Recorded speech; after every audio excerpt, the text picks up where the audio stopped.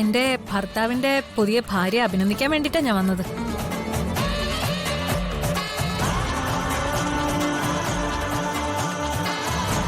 Congratulations. Wish you A very happy married life.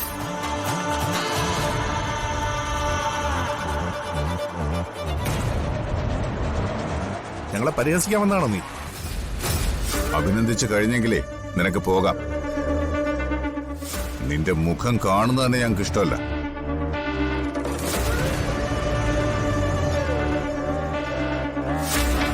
അതെനിക്കറിയാച്ച, പക്ഷെ എന്ത് ചെയ്യാം, ഇവർക്കൊരാശംസ നേരാൻ ഇതല്ലാതെ വേറെ മാർഗമില്ല.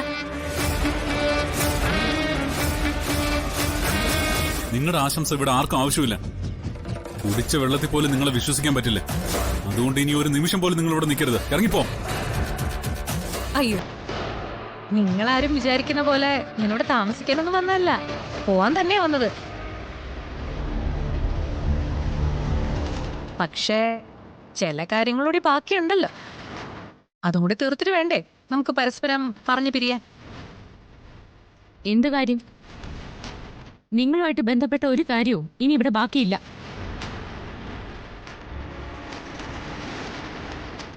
പൊയ്ക്കോ. ഇനി ഇതുപോലെ ആശംസകളായിട്ട് ഈ വഴിക്ക് വരണമെന്നില്ല. ഓ, തമ്പുരാട്ടിയുടെ ഉത്തരവ് പോലെ ചെയ്യാം. പിന്നെ ഞാനൊരു കാര്യം പറയാൻ വന്നതാ.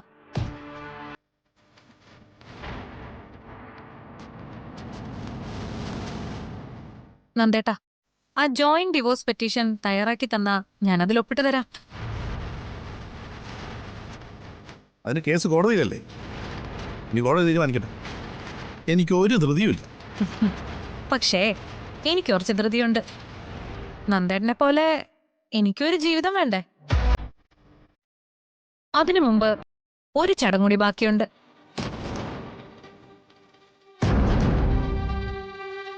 ചിലരൂടി വരാനുണ്ട്.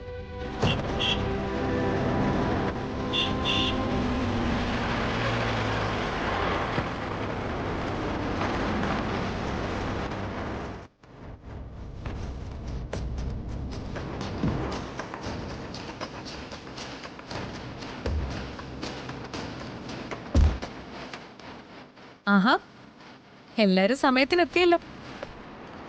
ഒരു കാര്യം ചെയ്യാം, നിങ്ങളൊക്കെ ആഹാരം കഴിച്ചിട്ട് വാ, എന്നിട്ട് നമുക്ക് സംസാരിക്കാം.